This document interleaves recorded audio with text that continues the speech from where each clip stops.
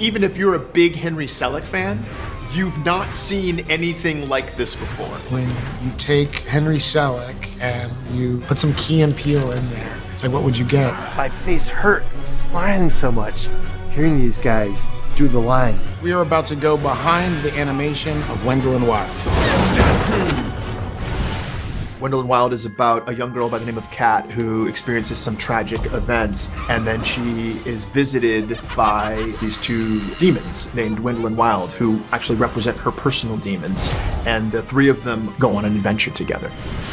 Did you just admit you've been stealing the cream? Mm-hmm. Why? Because it tickles my tummy.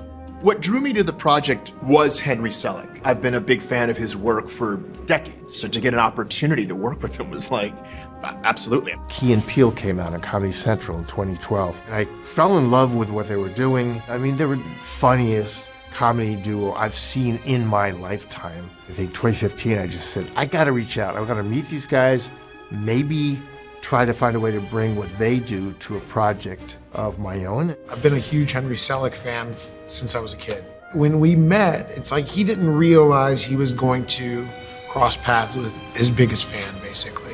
It's not a surprise that they were drawn together to write this script. They share a sensibility. One of the things I love about Henry is that he's a pioneer of horror. He has wonder, he has mischief. I get to be one of the recipients of this very focused, passionate piece of art that came together through these two men. We are Wendell and Wild, your personal demons. Animated films, it's always kind of a partnership between the voice that's cast and then the puppet, the design and look of the character. I really wanted the two demons, Wendell and Wild, to kind of resemble Key and Peele. But I reached out to this illustrator, Pablo Lobato. He's probably the best caricaturist in the world, and his style is beautiful and it's artistic. The first thing you want to do as a voice actor for animation is kind of honor the art. When we saw them, the voices just sort of came out of us. That's when you know something special is happening. And we would improvise a lot. Henry would let us go down different paths. You could see that he was working in his mind how something that we would make up or improvise or ad-lib would give him a new idea to add to the story. Keegan and I were two of the only people who can make each other laugh. And so when we get together, that's just our goal. It's just make each other laugh. I am literally traumatized.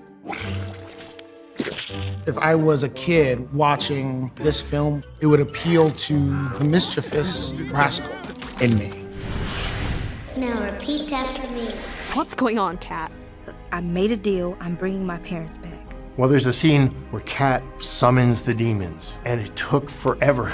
We do this really dramatic 360 camera, moves circling around and around and around, and then coming in really tighter at the very end.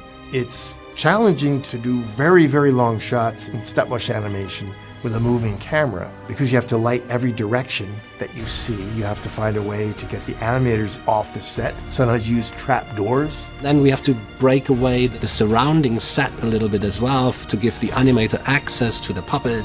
So then the blue screen comes in and then the animator does his blocks, and then we go back, put the set back together, and then do another plate pass and another plate pass. We animated the branches of the trees starting to move. There's wires inside all those branches and they have to be animated by hand. Whatever it takes to sort of make it happen.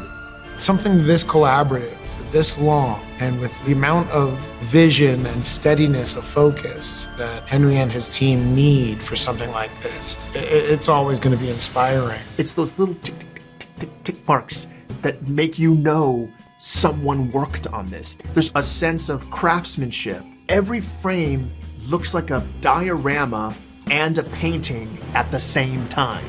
I think it's going to be an absolute thrilling experience for people to see.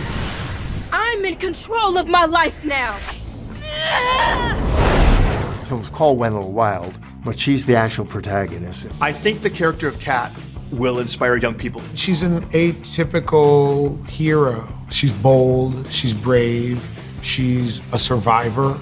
The way that puppet is designed is so fantastic with the green afro puffs and the piercings through the eye, which is, first of all, so specific and wonderful. And when she strides down the hall with her boombox blasting over her shoulder, it's like a suit of armor for her.